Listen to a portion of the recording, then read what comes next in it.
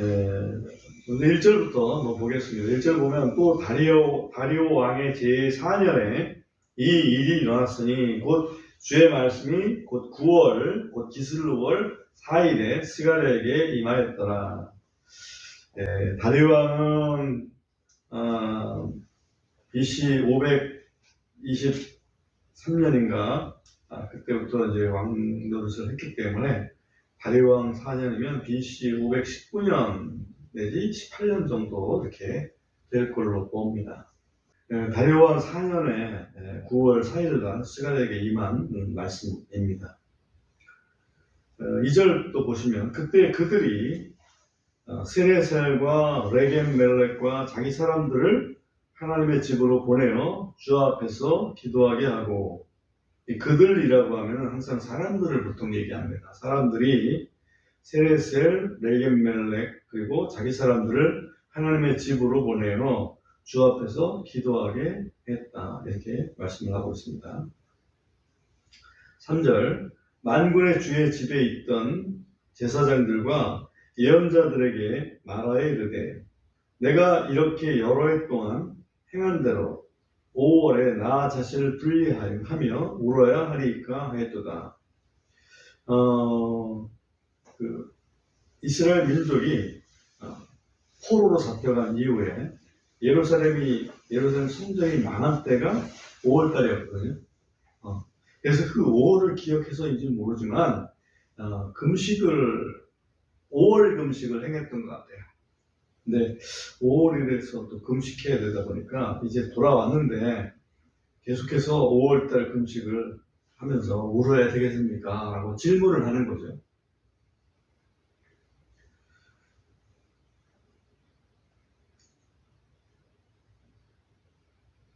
사절에 보면 그때 만군의 주의 말씀이 내게 임하여 이르시되 그 땅의 모든 백성과 제사장들에게 말하여 이르기를 너희가 그 70년 동안 5월과 7월에 금식하고 애곡할 때 조금이라도 나를 위해 참으로 나를 위해 금식하였느냐.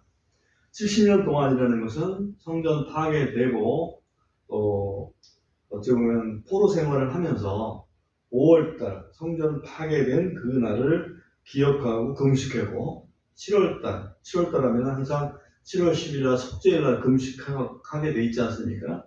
그때 금식하고 그럴 때에 조금이라도 나를 위해서 참으로 나를 위해 금식하였느냐, 여호와 하나님을 위해서 금식하였느냐, 그런 질문을 하신 거죠. 여호와 하나님을 위해서 금식했다는 것은 어떤 뜻일까요? 가만히 생각해보면 어떤 뜻일까요? 내가 하나님을 위해서 뭘 금식한다? 생각이 안 나지 않습니까? 그게 어떤 뜻이냐면 하나님의 뜻이 무엇인가? 지금 내가 뭘 잘못해서 하나님의 뜻을 뭘 잘못해서 지금 이 어려움이 있을까? 라는 그런 차원에서 하나님의 뜻을 구하는 금식, 그럴 때 하나님을 위한 금식이다, 이렇게 볼 수가 있죠. 또 어떻게 하면 하나님께 영광을 돌릴 수 있을까? 어떻게 하면 하나님의 뜻을 알 수 있을까? 라는 차원에서 또 금식을 할 때 또 하나님을 위한 금식이라고 이렇게 말을 할 수가 있을 겁니다. 구약 성경에서 금식을 한 사례들을 좀 살펴본다면 모세는 호렙산에 올라가서 2차례 금식을 합니다. 한 차례에 40일씩 떡도 먹지 아니하고 굴도 마시지 아니하는 그런 정말 엄청난 금식을 합니다. 그리고 그 율법을 다 받고 나서 돌에 새겨진 하나님께서 직접 새기신 그 돌판을 가지고 내려오다가 백성들이 우상 숭배한 그곳을 분노해가지고 그 돌판을 던져버립니다. 너희들이 이 하나님의 명령을 받을 자격이 없어 라고 하는 그런 어찌 보면 정말 하나님의 심정이 돼가지고 그 돌을 깨버립니다. 그리고 나서 하나님의 명령을 받고 그 돌판 2개를 네가 만들어가지고 와라. 내가 다시 써주마. 다시 40일 동안 금식하면서 그 말씀을 또 받습니다. 그죠? 또 누가 금식을 했나 보면 다 다윗이 금식을 합니다. 7일 동안 금식을 하죠. 밧세바를 통해서 난 아이 때문에 이 아이 어떻게 하실 겁니까? 나를 좀 불쌍히 여겨주십시오 하는 그런 금식이었죠. 결국은 그 아이를 하나님께서 데려가셨습니다. 그리고 하나님 데려가시는 게 하나님 뜻이구나. 그래서 금식 딱 끝이고 바로 밥을 먹기 시작했죠. 또 누가 금식을 했나 보면 엘리야 예언자가 큰 역사를 행하고 갈멜산에서 큰 역사를 행하고 나서 또 위협을 받지 않습니까? 이세벨한테 위협받아가지고 생명을 구하기 위해서 호렙산을 향해 갑니다. 그때 40일 동안 걸려서 아무것도 먹지 않고요. 그 출발하기 전에 겨우 까마귀가 가져다 주는 그 고기 몇 점 먹고 나서 그 힘으로 40일 동안 걸려서 하나님의 산에 도착을 하게 됩니다. 그런 경험이 있고 또 다니엘은 21일 동안 정말 뭔가 하나님의 뜻이 무엇인지 하나님께서 나를 통해서 이스라엘 백성에게 말씀하실 일이 무엇인지 21일 동안 완전 금식은 아니지만 그죠? 거기에 고기도 먹지 아니하고 또 포도주도 마시지 아니하고 좋은 거 찾지 않았습니다. 또 구약에서 찾아본다면 이것은 하나님 백성은 아니었지만 니느웨 백성이 요나의 전도를 듣고 온 백성이 금식했지 않습니까? 하나님께서 혹시 우리를 용서해 주지 않을까? 그게 하나님을 위한 금식이죠. 근데 이스라엘 백성은 과연 그렇게 했느냐라고 하나님께서 질문을 던지시는 겁니다. 계속해서 우리 다시 본문으로 좀 돌아가서 보겠습니다. 6절 가보면 너희가 먹을 때에 또 너희가 마실 때에 너희가 너희 자신을 위하여 먹고 너희 자신을 위하여 마시지 않았느냐? 금식할 때도 너희 자신을 먹을 때도 너희 자신을 위해서 먹고 금식할 때도 너희 자신 때문에 한 거지 나를 위해서 한 게 뭐냐 그런 의미죠. 그러면서 7절에서 책망을 하나 하신 게 있습니다. 예루살렘과 그것의 사방의 도시들의 사람들이 거주하고 형통하였을 때에 또 남쪽과 평야에도 사람들이 거주하였을 때에 주가 이전 예언자들을 통하여 외친 그 말씀들을 너희가 들어야 하지 아니하겠느냐? 들어야, 사실은 들어야보다는 들었어야. 그 전에 너희가 잘 나갈 때 그때 내가 예언자들을 보내가지고 너희한테 얘기했던 거 있잖아. 그거를 들었어야 되지 않겠니? 그 내용이 뭐였는지를 다시 한번 리마인드를 시켜주십니다. 8절과 9절과 10절에서 보면 이렇게 되어 있어요. 또 주의 말씀이 스가랴에게 임하여 이르시되 만군의 주가 이같이 말하여 이르노니 진실한 재판을 집행하고 각 사람은 자기 형제에게 긍휼과 동정심을 보일지니라. 이게 사실은 이미 그 전에 잘 나갈 때 하나님께서 경고의 메시지를 주셨던 거죠. 진실한 재판을 좀 해라. 그리고 자기 형제들한테 좀 긍휼을 좀 보여라. 10절 보면 과부와 아버지 없는 자 고아죠. 과부와 고아와 타국인과 가난한 자를 타국인은 나그네라고 볼 수 있고요. 그 고향을 떠나서 타지에서 살아가는 그런 외국인들 얘기하는데 타국인과 가난한 자를 억압하지 말고 너희 중 아무도 마음속으로 자기 형제를 대적하여 악을 꾀하지 말지니라. 그러니까 그 힘없는 사람들을 억압하고 또 자기 형제가 가진 거 뭔가 뺏으려고 악한 생각 갖고 계교를 부리는 그런 일을 하지 말았어야 되지 않느냐. 그 말씀을 지금 하시는 거예요. 11절 보면 그러나 사람들이 70년 전의 얘기죠. 그들이 귀 기울이기를 거절하고 어깨를 빼며 듣지 아니하려고 자기들의 귀를 막았느니라. 참으로 그들이 자기들의 마음을 금강석같이 만들었으니, 금강석은 돌 중에서 제일 단단한 돌 아닙니까? 다이아몬드, 그죠? 아주 자기 마음을 아주 단단하게 만들어가지고, 그것은 율법과 만군의 주가 이전 예언자들을 통해 자신의 영으로 보낸 말씀들을 그들이 듣지 아니하려는 것이니, 그러므로 큰 진노가 만군의 주로부터 나왔느니라. 여기 보면 만군의 주 여호와께서 예언자들을 통해서 자신의 영으로 보낸 말씀들, 하나님의 영으로, 그야말로 하나님의 성령으로, 거룩한 영으로 하나님의 뜻이 그대로 담겨있는 그 메시지를 예언자들을 통해서 보내셨는데, 이야기를 하셨는데, 그거를 아예 듣지 않았다 이거죠. 마음이 아주 금강석처럼 단단해가지고 마음을 찢고 그 말씀을 들어야 되는데,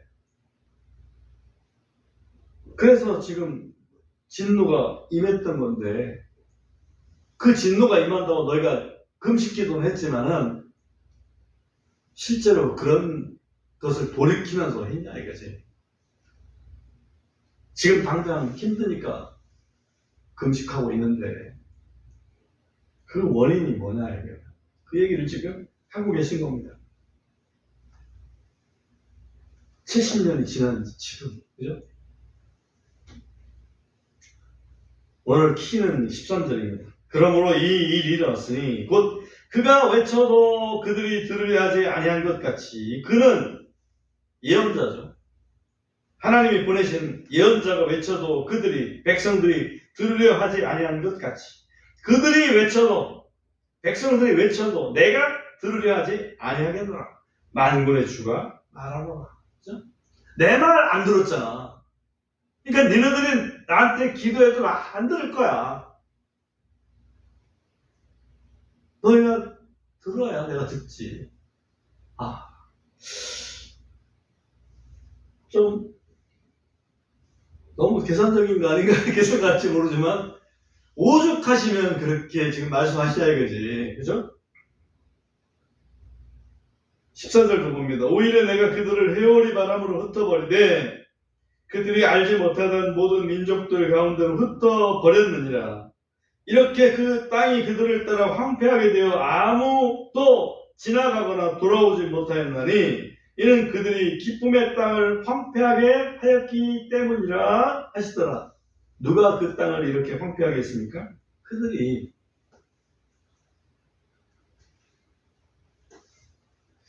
그래서 기도와 기도의 응답이 오늘 스가랴 7장의 주제입니다.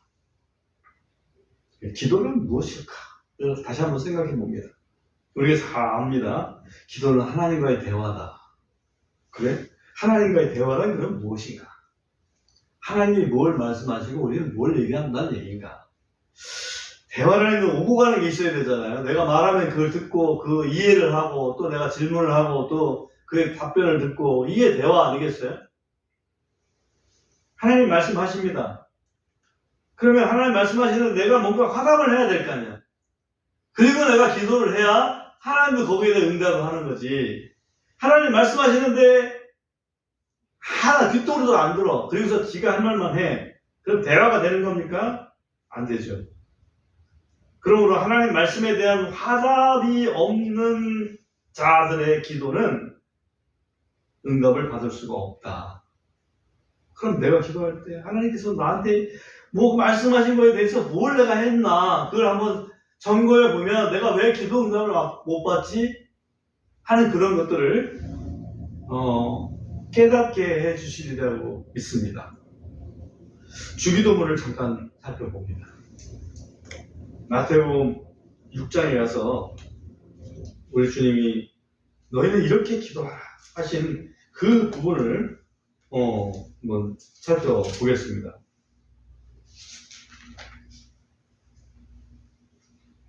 9절, 마태복음 6장 9절에 보면 그러므로 너희는 이런 식으로 기도하라 이렇게 하셨습니다.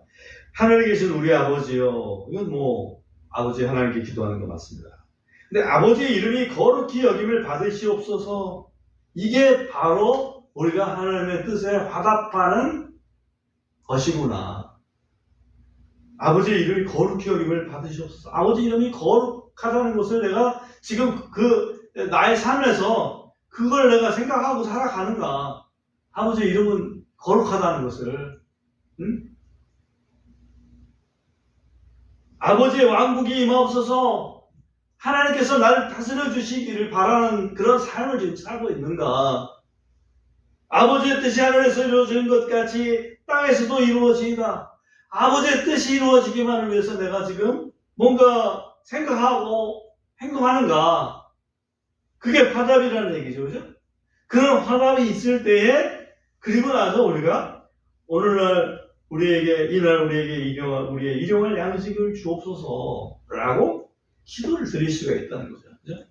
뭔가 내가 하나님 말씀에 하나님 뜻에 화답하고 내가 필요한 것들을 하나님 앞에 구할 수 있는 거란 얘기지.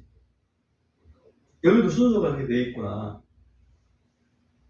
그 다음에 12절도 보면 또 우리가 우리에게 빚진 자들을 용서하여 주는 것 같이 우리의 빚들을 용서하여 주옵소서. 또는 빚을 죄라고 해석한다면 우리가 우리에게 죄 지은 자들을 용서하여 주는 것 같이 우리의 죄들을 용서하여 주옵소서. 이렇게 할 수 있겠죠? 하나님께서 야 너희 형제가 너희한테 잘못한 거 용서해 주라. 그럼 내가 용서해 줄게. 그 말씀 하셨다고. 그러면 우리는 하나님 앞에 잘못한 거 용서받아야 우리가 복을 받을 수 있으니까 용서해 주십시오 이렇게 하는데 나한테 잘못한 형제들이 잘못한 거는 내가 용서 안 해. 나 꽁 하고서 딱 갖고 있어. 용서할 수 없어. 나는 그건 용서 못해. 그러면서 하나님한테 나 용서해 주세요. 그러면 하나님께서 용서해 주시겠냐 이거지. 이게 바로 하나님 말씀하신 거에 대한 화답이 있어야 우리의 기도도 하나님께서 응답해 주실 맛이 난다는 거예요. 그죠? 하나님이 우리한테 기도에 응답해 주실 맛이 안 날 경우는 우리가 하나님 말씀에 대해서 전혀 화답이 없을 경우다. 우리 인간들도 마찬가지잖아요. 그죠? 13절도 보면 그리고 우리를 인도하사 시험에 들지 말게 하옵시고 다만 악에서 우리를 구하옵소서.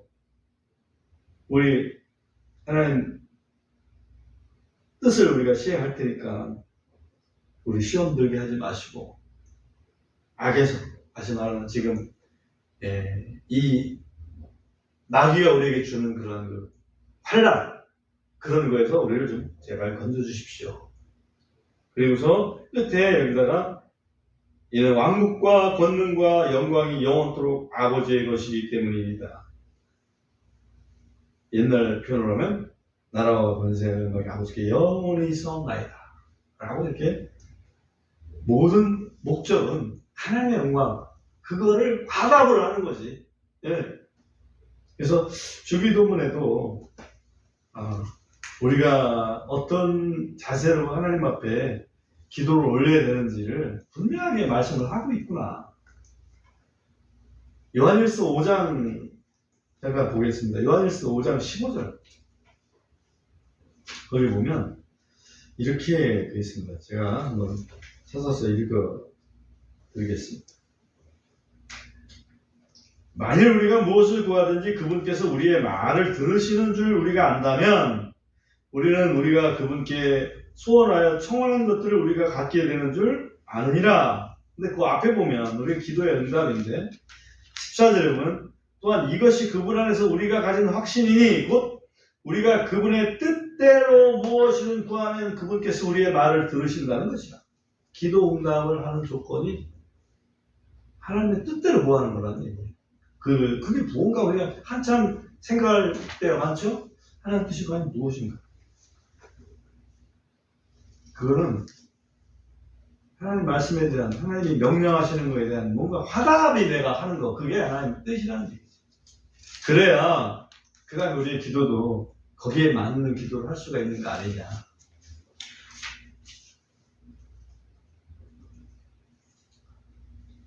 마지막으로 하나만 더 보겠습니다. 요한복음 14장 12절부터 있는 말씀. 요한복음 14장 12절부터 있는 말씀인데요. 너무나 유명한 말씀이지만 다시 한번 봅니다. 진실로 진실로 내가 너에게 이르노니 나를 믿는 자는 내가 행하는 그 일들을 그도 할 것이요 또 이것들보다 더 큰 일들도 하리니 이는 내가 아버지께로 가기 때문이라. 예수님께서 이제는 승천하시기 전에, 사실은 십자가에 달리시기 전에 제자들에게 하신 메시지예요. 내가 간다.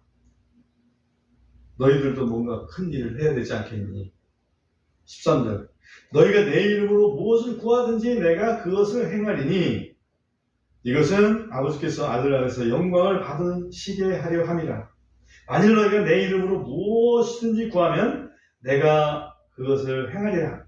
만일 너희가 나를 사랑하면 내 명령을 지키라. 하이, 여기 보면 너희가 내 이름으로 구하면 내가 시행할 거다. 내 이름으로 구하는 그게 어떤 의미가 있냐라고 봤을 적에는 그 뒤에 너희가 나를 사랑하면 내 명령들을 지킬 것이다. 우리 주님의 명령을 지키는 사람이 우리 주님의 이름을 사용할 수 있는 거지. 주님의 이름 명령도 지키지 않으면서 주님의 이름으로 뭘 구한다? 그럼